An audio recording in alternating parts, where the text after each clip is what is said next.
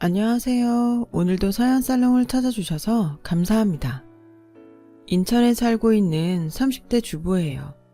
남녀가 만나 부부가 되기까지는 만겁의 시간이 필요하대요. 천지가 개벽하고 다음 개벽까지 걸리는 시간이 한 겁이니 엄청난 시간의 인연이 필요하단 얘기죠. 그런데 그 귀한 인연을 고작 돈 몇 푼에 내팽개친 사람이 있어요.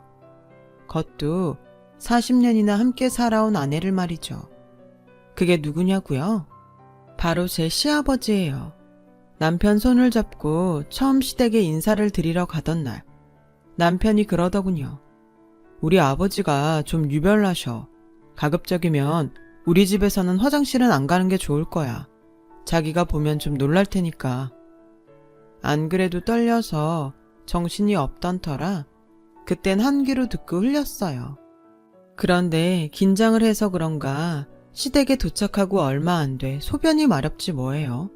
그래서 화장실에 들어갔는데 글쎄 누가 소변을 보고 변기 물을 안 내린 거예요. 그래서 물을 내렸는데 그때 화장실 문을 벌컥 열고서는 시아버지께서 들어오시는 거예요. 그러고는 다짜고짜 화를 내시는데 너 지금 뭐 하는 짓이냐? 누가 마음대로 변기 물을 내리래? 아직 한 번밖에 사용 안 했는데 이렇게 절약정신이 없어서야 널 어떻게 내 집 며느리로 들이겠냐? 하나를 보면 열을 한다고? 변기물도 귀하게 여길 줄 모르는 애가 뭔들 아끼고 살겠어. 수철이 너 얘 교육을 제대로 시켜 데려오든지 아니면 제대로 된 여자로 다시 찾아서 오도록 해. 그날 저는 시댁 소파에 엉덩이 한번 붙여보지도 못하고 그대로 집에서 쫓겨났어요. 황당하고 어이가 없었죠. 자기야, 대체 내가 뭘 잘못한 거야? 난 그저 누가 볼일을 보고 변기물을 안 내렸길래 물 내린 것밖에 없어. 이게 그렇게 혼날 일이야? 자기 잘못 아닌 거 잘 알아. 그래서 내가 미리 말했잖아. 우리 집에선 화장실 들어가지 말라고. 내 입으로 말하기 부끄러운데 사실 우리 집에선 소변은 3번 두고 나서야 물을 내릴 수 있거든. 그게 아버지가 정한 우리 집 규칙이야. 어릴 때부터 그렇게 배우고 자라서 난 다른 집도 그러는 줄 알았는데 중학생 때 친구 집에 놀러가 보니까 우리 집만 그런 거였더라고. 그래도 어떡하겠어. 아버지 뜻인데. 그래서 말인데 우리 집에 갈 때는 자기가 조심 좀 해줄래? 절약이 몸에 밴 분이라 예민하시거든. 남편한테 그 얘기를 듣고 얼마나 기가 막혔는지 몰라요. 그날 집에 가서 엄마한테 그 얘기를 했더니 엄마 반응도 비슷했어요. 아유 더러워. 남이 싼 오줌물에 볼일보다 튀면 어쩌려고. TV에서 그런 사람들이 있다는 얘긴 들었지만 실제로는 처음이다 얘. 찝찝해서 볼일이나 제대로 보겠니? 솔직히 충격적이긴 했지만 그래도 이런 일로 파혼까지 생각했던 건 아니었어요. 그냥 그 집 가풍이겠거니 하고 참아 넘기기로 했죠. 그런데 시댁에서 지켜야 할 게 이게 다가 아니더라고요. 화장실에서 대변을 본 후 휴지는 딱 3칸만 써야 하고 세수하고 난 물은 모아두었다가 걸레를 빨고요. 밥은 밥, 국, 김치에 메인 메뉴 한 가지만 상에 올릴 수 있어요. 찌개를 끓이는 날엔 국을 빼야 하고요. 거기다가 5시 이전에는 절대로 집에서 불을 켤 수 없어서 먹구름이 끼고 비 내리는 날엔 온 집안이 굴처럼 캄캄하게 지내야 했죠. 히트는 옷이나 신발을 살 때도 아버님 허락을 받아야 한다는 거예요. 허락을 받았다고 바로 살 수 있는 게 아니라 아버님이 동네 헌옷수거함을 돌아보시고 마땅한 게 없으면 직접 할인 매장에 동행해서 구입한대요. 그 밖에도 정말 많은데 그걸 다 적자면 날 살 것 같아서 잊지 말게요. 암튼 결혼식 날까지 아버님의 짠돌이 기질로 인해 민망한 상황이 여러 번 연출됐어요. 예식장 예약하는 데까지 따라오셔선 식대가 비싸다며 직접 음식을 해오시겠다고 난리를 치셨고 안 된다고 하니까 음식 종류를 줄이고 가격을 낮춰달라고 딜을 하셨어요. 그리고 예식 당일 아버님은 패백도 안 받으시고 식당에 지켜서선 혹여 음식을 빼돌리지 않나 살피셨죠. 음식 주문은 또 얼마나 야박하게 하셨는지 중간에 음식이 동이 나서 저희 쪽 음식을 가져다 쓰셨어요. 물론 남은 음식은 부스러기 하나까지 다 싸서 집으로 가져가셨고요. 그러느라 정작 시아버님은 혼주로서 결혼식에 와주신 하객분들께 인사도 제대로 못 드렸고 심지어 신혼여행을 떠나는 저희 인사도 받지 못했어요. 푼돈 좀 아끼겠다고 말이죠. 나중에 제 친구들한테 얘기를 들어보니 예식에 사용된 꽃과 초, 비닐봉지에 리본 하나까지 몽땅 다 챙겨서 집에 가져가셨다고 하더라고요. 식장 측에서 혀를 내두를 정도로요. 그 얘기를 전해 듣는데 어찌나 창피한지 얼굴이 다 화끈거렸어요. 그렇게 말 많고 탈도 많은 결혼식이 끝나고 본격적으로 시아버지 월드에 입성한 저는 신혼여행에서 돌아온 날부터 아버님께 폭풍 지적을 받으며 시댁 가풍을 익혀 나갔어요. 가풍이라고 해봐야 하나같이 아끼고 덜 쓰고 안 쓰고 주워다 쓰는 거였죠. 그나마 직장이 사울이라 따로 살아서 망정이지. 한 집에서 같이 살았다면 모르긴 해도 숨 막혀서 진작에 질식해 죽었을지도 몰라요. 시집 온 지 2년밖에 안 된 제가 이럴 정도인데 아버님과 40년을 같이 살아온 시어머니는 오죽하겠어요. 아마 모르긴 해도 사후 화장을 하면 몸에서 사리가 나오지 않을까 싶네요. 그런데 문제는 평생을 그런 아버지 밑에서 자란 남편도 집에서 아버님과 비슷한 모습을 보인다는 거예요. 화장실 물 안 내리는 건 기본이고 퇴근길에 뭘 자꾸 주워오는데 사람 미치겠다니까요. 처음엔 탁상 시계나 화분 같은 작은 것들을 주워오더니 글쎄 한 번은 사단 서랍장을 주워왔지 뭐예요. 자기야, 그런 걸 뭐하러 들고 와? 우리 집이 고물상인 줄 알아? 완전 멀쩡한데 누가 버렸더라고. 돈 주고 사려면 10만 원은 줘야 할 텐데 아깝잖아. 시트지만 붙이면 앞으로 10년은 너끈히 쓸 수 있을 거야.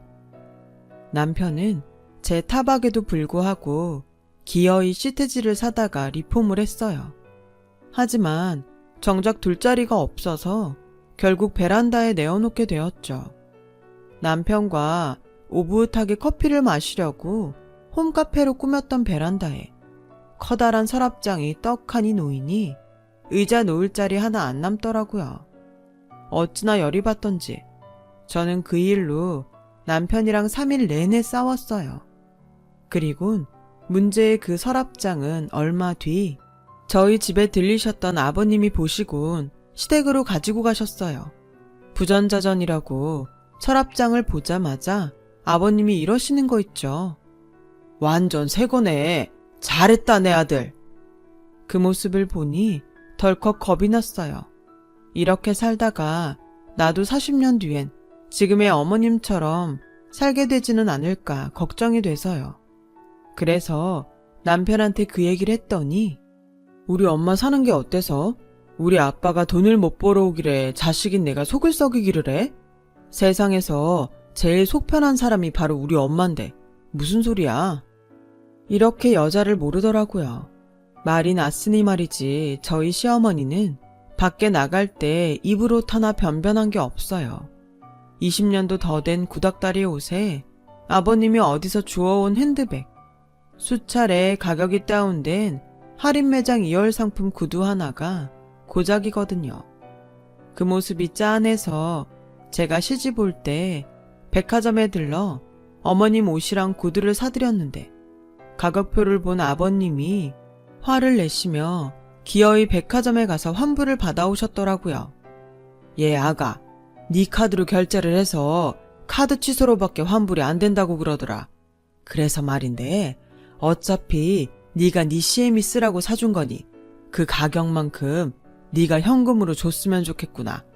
네 CM이한테 줘봐야 돈 쓸 줄도 모르는 사람이니까 그냥 나한테 다오.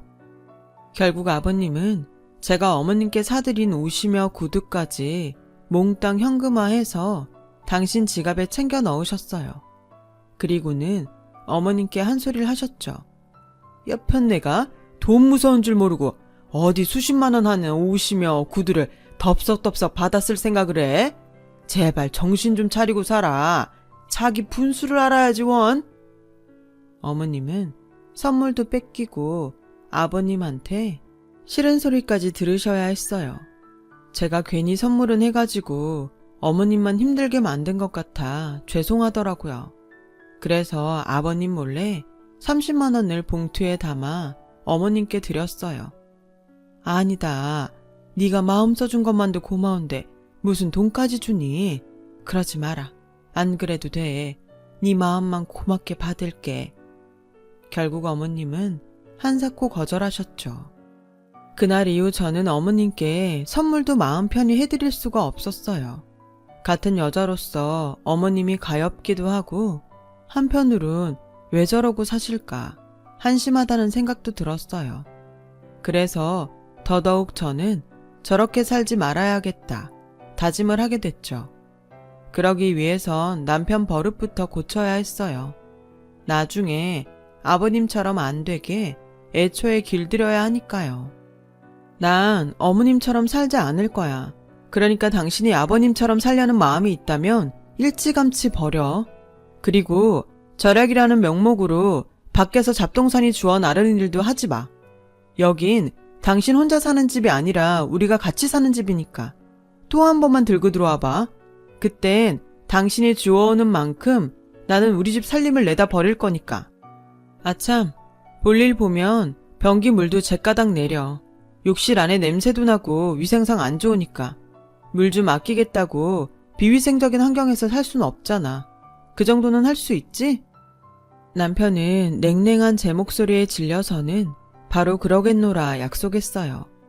시간이 지나자 남편도 더 이상 밖에서 물건을 주워오지 않았고 변기 물도 그때그때 내리게 되었어요. 그렇게 모든 게 제자리를 찾아가던 어느 날 친정아빠 환갑을 앞두고 엄마한테 전화가 왔어요. 아버님이 아빠한테 선물을 보냈다고? 뭔 일이래? 짠돌이 영감님이? 지난달 아버님 생신 때 저희 아빠가 생신 선물로 공진단을 보내드렸는데 글쎄 아버님도 저희 집으로 공진단을 보냈다고 하더라고요. 짠돌이 같아 보여도 쓸 때는 쓰는 분인데 제가 오해했나 보다 생각했죠. 근데 얘 이게 좀 이상해. 케이스도 그렇고 개수도 그렇고 무엇보다 냄새가 공진단 냄새가 아니야. 이거 먹어도 되는 건가 모르겠네. 엄마 말이 좀 그렇다. 이상하긴 뭐가 이상하다고 그래. 그리고 먹어도 되는지 모르겠다니? 그럼 우리 아버님이 못 먹을 걸 생신 선물로 보냈단 소리야? 아무리 내 엄마지만 선물 보낸 사람 성의가 있지. 함부로 말하는 게 듣기 거북했어요. 그래서 퇴근길에 친정에 들러 뭐가 이상하다는 건지 눈으로 확인을 하려고 했어요. 그런데 딱 봐도 가짜더라고요. 아빠가 보내드린 공진단 케이스에 따로 싸구려 환을 사서 넣은 거였죠. 엄마 말대로 냄새도 제가 알던 공진단 냄새가 아니었고요. 그래서 단골 한의원에 가지고 가서 환의 정체를 물어봤더니 글쎄 이거 풍물시장 앞에서 파는 싸구려 가짜 청심환이네요. 이런 거 함부로 드시면 안 돼요. 사장님은 간이 안 좋으셔서 이런 거 잘못 드시면 정말 큰일 납니다. 한의사한테 그 말을 듣는데 어찌나 화가 나던지 눈물이 다 나더라고요. 다른 건 몰라도 어떻게 약을 성분도 모르는 길거리표로 사서 공진단으로 속여서 보낼 수가 있는 건지 도저히 이해가 안 갔어요. 다른 사람도 아니고 사돈한테요. 저는 아버님이 보낸 약을 챙겨 들고 그 길로 시댁으로 달려갔어요. 저를 보자 아버님은 목에 잔뜩 힘을 주시고는 그러시더군요. 아버님이 공진단은 잘 받으셨다니? 내가 큰 돈 써서 보내드린 거니까 거르지 말고 잘 드시라고 해라. 지금 공진단이라고 하셨어요? 언제 아버님이 저희 친정에 공진단을 보내셨어요? 그런 건 안 왔던데요? 대신 가짜 청심환은 왔더라고요. 공진단 케이스에 담겨서요. 큰 돈 쓰셨다니까 차마 버릴 순 없고 이거 아버님 다 드세요. 저희 아빠는 간이 안 좋으셔서 이런 가짜 화는 먹으면 안 되거든요. 저는 아버님이 보냈던 화를 케이스 채로 아버님한테 내밀었어요. 그랬더니 버럭 소리를 치시더라고요. 공진단이나 청심환이나 먹으면 다 똥으로 나오는 거 아니냐? 삼시세끼 잘 먹으면 그게 보약이지. 얼마나 오래 살겠다고 약 타령이야? 싫으면 관둬라. 내가 다 먹으마. 기껏 생각해서 2만 원이나 들여 사서 보냈더니 별소리를 다 듣겠네. 네 아버지가 보낸 거랑 이거랑 뭐가 달라? 박스만 없을 뿐이지. 다 거기서 거기야. 사람이 절약할 줄을 알아야지. 허세만 가득해선. 아버님, 입은 삐뚤어져도 말은 바로 하셔야죠. 절약이요? 아버님은 절약을 하는 게 아니라 궁상을 떠시는 거예요. 애초에 절약이 목적이었다면 공진단 케이스에 가짜 약을 넣어 보내진 않았을 거예요. 그저 돈 안 들이고도 들인 척 생생을 내고 싶었던 거 아닌가요? 그게 바로 아버님이 말한 허세예요. 저희 친정 부모님은 돈 아까운 줄 몰라서 그 비싼 공진단을 아버님한테 선물했는 줄 아세요? 당신도 비싸서 못 드시는 거 내 자식 잘 봐달라고 보내신 거라고요. 그런 마음을 어떻게 허세라고 말씀하실 수 있어요? 아버님도 자식 키우는 입장이시면서 어떻게 그럴 수가 있냐고요. 말로는 매번 절약절약 하시는데요. 그러시면서 아버님이 받을 때는 왜 아무 말씀 없으세요? 남한테 기백짜리 받을 땐 절약 생각 안 나시고 주머니에서 돈 2만 원 나갈 땐 절약 정신이 솟아나나요? 세상에 그런 이중적인 절약 정신이 어딨어요? 그저 욕심이지. 앞으로는 저도요, 아버님이 하시는 만큼만 해드릴게요. 저도 이 집 식구인데 절약해야죠. 그러니 서운하단 말씀하지 마세요. 저는 쌩하니 시댁을 나왔어요. 차라리 미안하다고 하셨다면 이렇게 화가 나지는 않았을 거예요. 그런데도 끝까지 궤변을 늘어놓곤 당신이 옳다고 우기시니 저도 이해할 마음이 안 생기더라고요. 그날 이후 시댁 발길이 뜸해졌고 명절 때도 잠시 들러 식사만 같이 하고는 바로 돌아오곤 했어요. 한 1년쯤 지났을까요? 설이라 시댁에 들렀는데 어머님 안색이 안 좋아 보이더라고요. 그래서 어디 안 좋으시냐고 물었더니 그때 방에서 아버님이 나오셔선 대뜸 그러시더라고요. 암이란다. 지난주에 병원에 다녀와선 저러고 죽을 상을 하고 있지 뭐냐. 이 집안 꼴을 봐라. 지 몸 아프다고 집안 청소도 안 하고 방구석에 처박혀선 꼼짝을 안 해. 남들은 더한 병에 걸렸어도 식구들 먹여 살린다고 밖에서 일도 하고 멀쩡히 살림도 산다는데 니 애미는 암이란 소리 듣자마자 저러고 손 놓고 유난을 떨더라니까.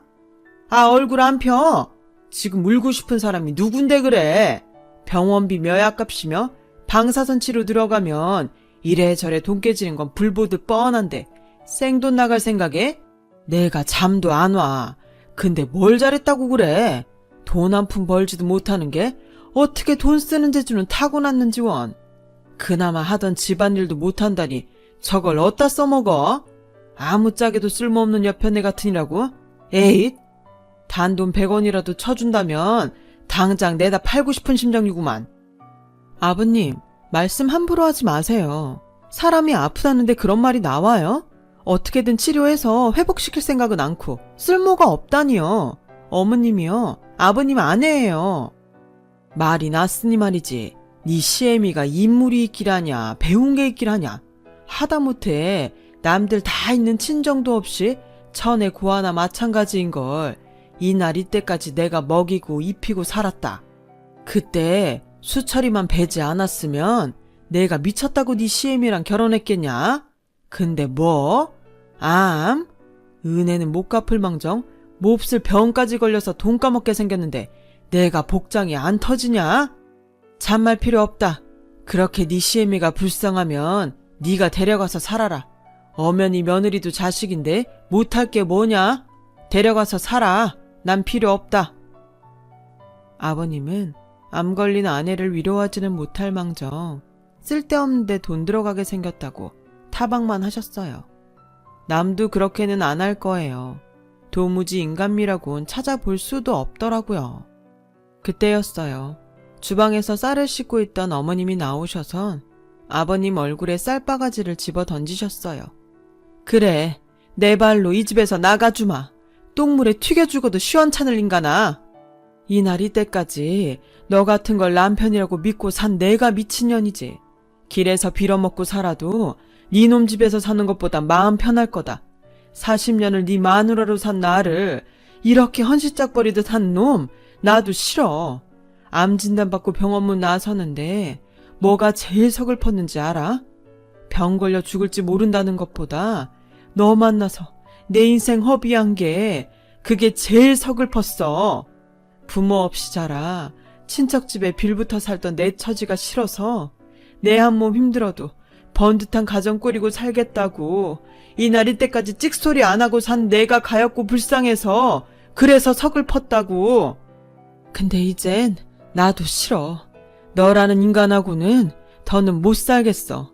남들 손가락질 받으면서 궁상 떨고 사는 것도 지겹고 되먹지 않은 네 형제들한테 무시당하는 것도 싫고 무엇보다 역겨운 네 쌍판떼기 보고 사는 게 제일 징글징글해서 싫어. 그러니 평생 벽에 똥칠할 때까지 궁상 떨면서 네 혼자 살아. 툭하면 내가 놀고 먹었다고 하는데 TV에서 들으니 가사노동도 엄연히 노동으로 인정한다더라. 그뿐이야?